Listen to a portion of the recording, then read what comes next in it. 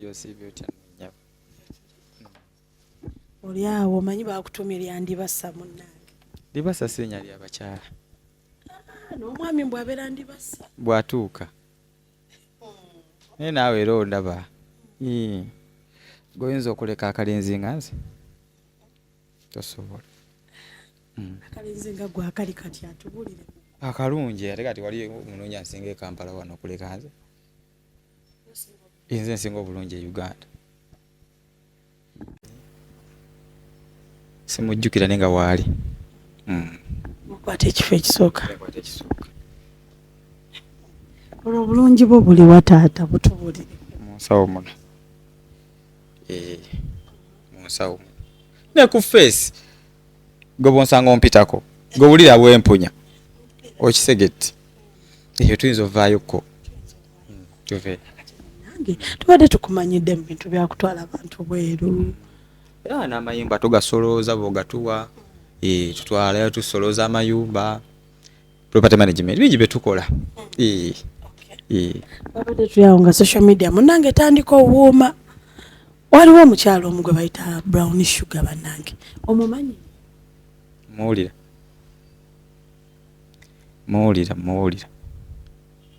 Omumanyi? Muwulira kitegeeza mba muwulira mba mumanyi gwe sikumanyi. Muwulira.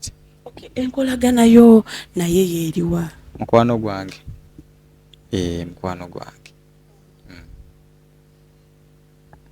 Bagamba mwekwasaganya gwe naye. Kwekweka otya? Mweyagala. Kyemmanyi nti mukwano gwange. Kyemmanyi nti mukwano gwange. Lwaki mwe mukirowooza okuba nti twekwasaganya? Twagenze okulaba nga yeekubye ettatu oyo. Ngenze kulaba wano akava mu art break. Sinza kumala gabuukira relationship ndala. Nenga mukwano gwange. Yakumenya omuti. Ate tumwagaza ki essaawa zo? Oyo ogugwe yagukola ne guggu. Era sina kimwagaza essaawa zino. Oyo tumulekere eddembe lye. Kati omuntu gwe mutekwasaganya naye ajjawo amaanyi okwekuba ttatu yo ku mubiri. Kati gwe omanyi abalina ttatu za Brian White? Omanyi abalina ttatu za Katsi? Abantu bangi balina ttatu z'abantu. Akwagala bwagazi, omukolera, byokola bimusanyusa, oba ng'olina kye wali omukoledde. Nga ekyokusasula talina kwekuba ttatu. Of which sikimanyi nnyo. Nange nakirabako olwo. Don Chris, twabadde tukyali ku lya ttatu ne tulaka vidiyo akali intimate ennyo nga mwekuba bukiisi, mwekuba bupeeke nga mwewaani. Ayinza okuba teyabadde nze. Kano mujja nakulaba AI munneesibeko. Don Chris, omuntu eyabadde akiisinga Brown Sugar si yenze. Oli adde mweru nze ni muddugavu.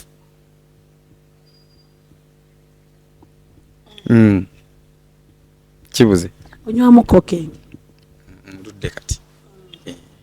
Essaawa eno oli mu abemba ku mulimu basi nnyo kwa nina okukola. Nina okwasaganya abantu bange.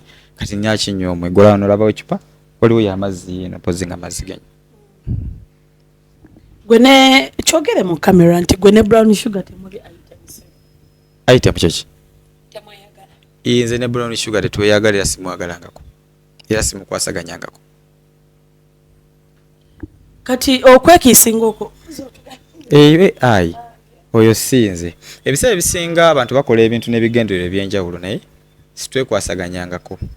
Naye munaamunkaka yamukwasaganya ate mbakolere ki? Kuba buli omu kyambuuza. Nubwo kimanyi nti munsibyeko abantu bangi jjoowe. Mwasibako ani ono omwana Shasha. Kati ate yamala n'awulira wa? Sasha Brighton. Naye mwamunsibako. Ndowooza beebo tewali mulala sofa. Sasha Brighton gwe naye kyoyagala era otugamba temwekwasaganya. Sabo twaliyo ku birthday. Yaliyo yayimba buyimbi ng'abayimbi abalala. Naye wali ozze kunkwasaganya? Naye yali azze kuyimba music. Shasha simwagala nkate simwagala. Yakuyimbira akayimba ne tulaba nga muli kozi ne tugamba kuba akayimba kye kaali kategeeza. Don Chris kubuuza nga ndi straight forward.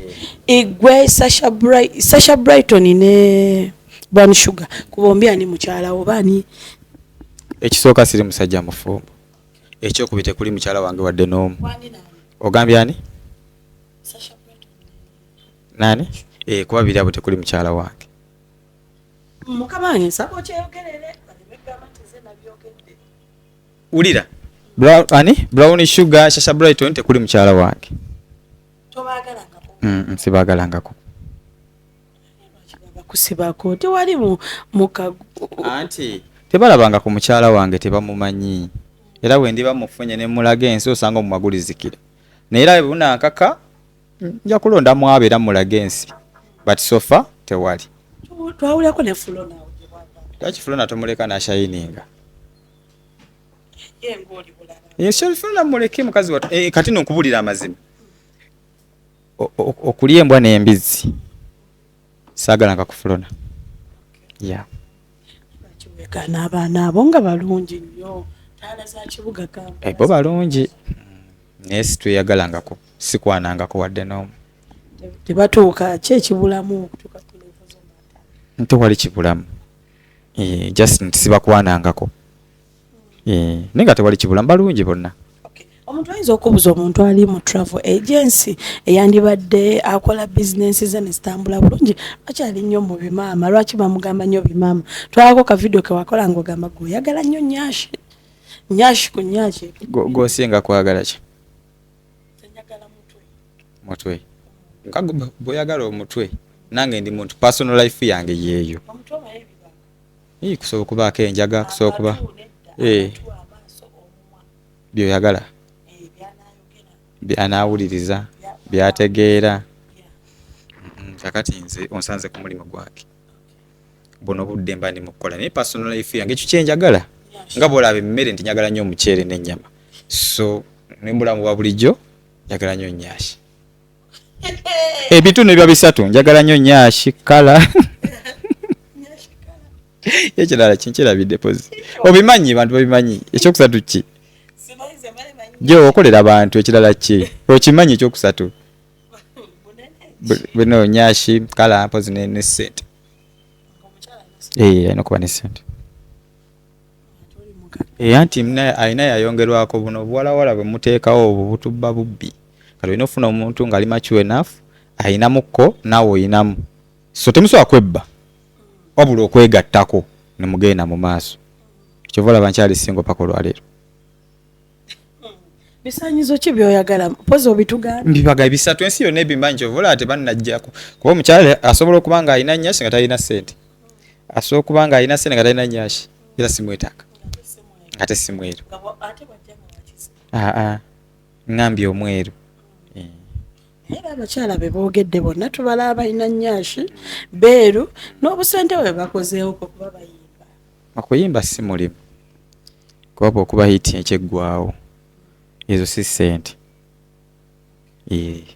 Saaganze na mukazi ali mu mataala.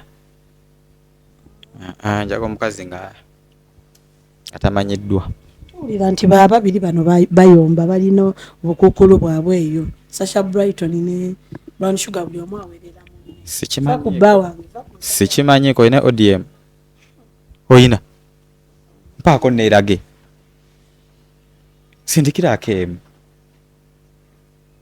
Sijiri. Kazi bajja kutta munnange ku myaka emito. Gabanzitira ki tontiisa.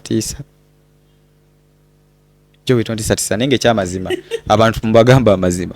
Nve mu kuwabya abantu. Tewali mukazi gwe njagala ku bantu bwe munteekako. Kisegedde bulungi ninga ndi musajja muzadde nno omwana wange gwe nsinga okwagala ku mutima gwange. Pozi ne business yange mama yemuveeko. Pozi ne business yange.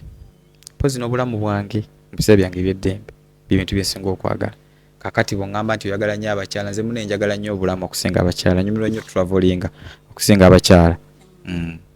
So temugira abantu temuwabya abantu. Tukole tutya? Buli omu ayimbe yekubye ne tattoo.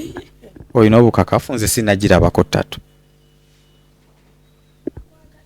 Naye buli omu ayimbe kuba batuyimbira ennyimba nnungi. Kyembagamba Shasha ayimbe, Ani Sugar ayimbe, nategedde alina oluyimba olupya. Ekyo nakitegedde nkulo. so bona mukama abawe omukisa mu bye bakola obulamu bugende mu maaso. Nze sirina laavu babiveeko ebyo. Mukama akuwa omukisa.